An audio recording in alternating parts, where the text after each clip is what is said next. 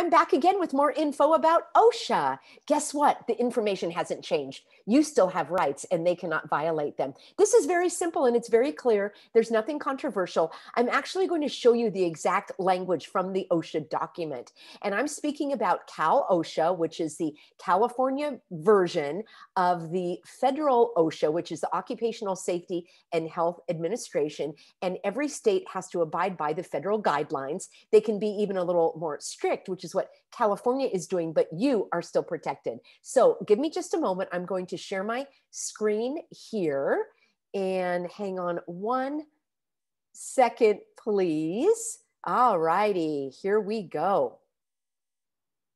This is actually the document from the California Occupational Safety and Health Standards Board. This is Cal OSHA, and everybody was concerned, as was I, because they voted to adopt these temporary emergency standards. Now, what I want to show you is that things are not as bad as they may appear. There are a couple of things that you need to know very, very carefully. Let me just tell you this face to face.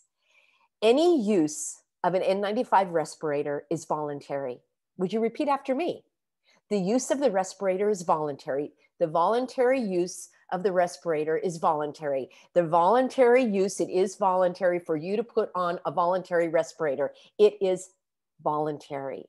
Now, it does state that employers are required to provide them for voluntary use. So you got it. So it is voluntary. You do not have to wear an N95 respirator unless you voluntarily agree to do so. Let me share my screen and I will show you exactly where that is. So it says that, actually I have it here and I was scrolling through. All right, here we are. And this is on page 9, as you can see, and it's Title 8, Division 1, Chapter 4. You know, they like to give you all those numbers just in case you might be confused. And here it is. It is right here under E. The employer's policies for providing respirators and the right of employees who are not fully to request a respirator for voluntary use. Are you clear, friends? Are you clear? Voluntary use. You do not have to wear one. It's for voluntary use. Now, the employer also has to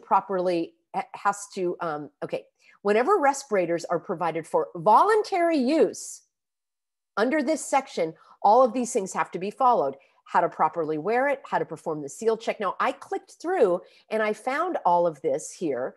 And I want to show you a couple of things. First, this is it. Occupational Safety and Health Administration. The fit testing, it's mandatory if you're going to be wearing that N95 respirator. You can't just put it on because you might have health problems. And it goes on and on and on and on and on and on and on about all of the things that you have to go to. You can't just take it and put it on. All right, so that already has to be looked at. Now, what I want to show you is that there is, look at this. You've got to have a fit test to make sure that you can breathe. Because let's look at what the FDA says about the N95 respirator. General N95 respirator precautions. This is from the FDA. Now, the FDA and I go back a little while too, several months, I should say, because after some things that I showed from this website, they also took down the links and they rearranged the pages. So, hey, friends over at FDA. Hey, friends over at OSHA. Hey, everybody in the governor's office, Governor. Yeah, I know. It's great. I'm back with more education for y'all. All right. People with chronic respiratory, cardiac, or other medical conditions that make breathing difficult should check with their healthcare provider before using an N95 respirator because the N95 respirator can make it more difficult for the wearer to breathe. Hey, YouTube. Fact checkers, I'm reading from the FDA website. You didn't like it last time I read from the FDA website. I know you didn't like that, but I just am going to do it again because these are the facts.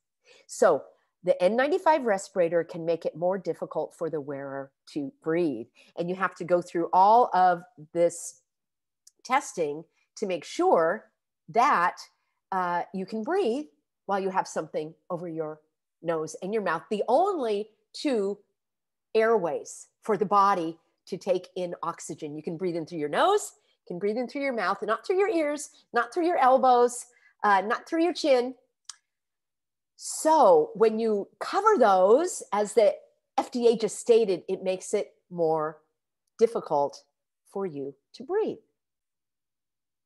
I also want to show you another website where it clearly explains the difficulty for some people to wear these N95s. And let's just take a look at it here, shall we? And we'll see what they have to say. Now, this is called OSHAreview.com, and it is right here in black and white. Wearing a respirator can put an extra burden on the body. Now, I know this is a little hard to see because the contrast is not that dark here. And it says that people with underlying medical conditions may put themselves at risk if they work while wearing one. Therefore, Cal OSHA requires a medical evaluation before any employee can wear a respirator. Are you with me? Okay. So your boss can't just give you one and expect you to wear it. You also have the right to decline it because it's voluntary. Now, here's what you do. You have to have a confidential medical clearance questionnaire. And then the LHP, the licensed healthcare provider, that's not your boss. And it's not the clerk at Costco. All right. This is somebody that is licensed by the state of California to provide medical advice. I'm not a doctor. I'm not providing medical advice. I'm not a lawyer. I'm not providing legal advice. I'm providing legal information and education. And guess what? That is legal.